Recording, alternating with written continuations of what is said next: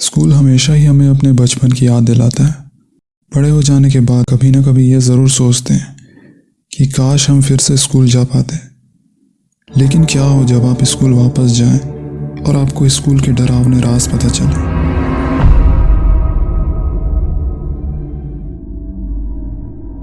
Emily Smith ने अपना जीवन प्राचीन सभ्यताओं के रहस्यों को उजागर करने के लिए समर्पित कर दिया था, लेकिन उनका नया अभियान किसी अन्य से अलग था।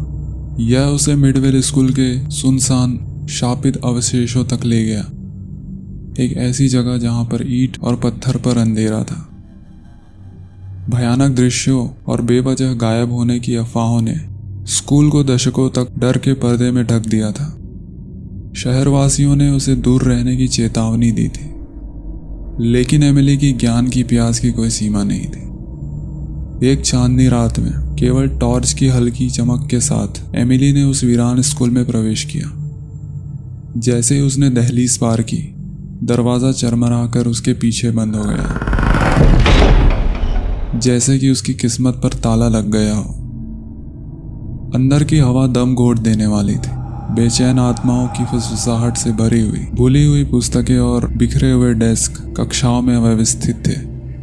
दीवारें परेशान छात्रों की लिखावट की गवाही दे रही थी। एमिली का दिल जोरों से धड़कने लगा, लेकिन उसने सच्चाई उजागर करने का दृढ़ निश्चय किया और आगे बढ़ती रही।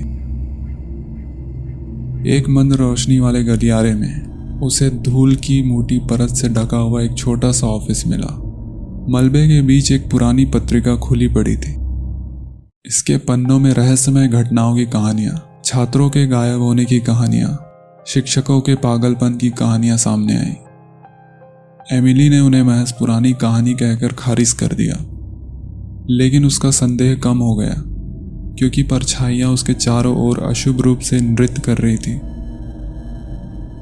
अचानक एक खून जमा देने वाली चीख हॉल में गूंज उठी, इतनी वास्तविक कि एमिली घबराकर वापस लड़खड़ा गई। उसकी टॉर्च टिमटिमा गई और बंद हो गई। जैसे जैसे आसपास का वातावरण बदलता और छोटा होता गया, घबराहट होने लगी।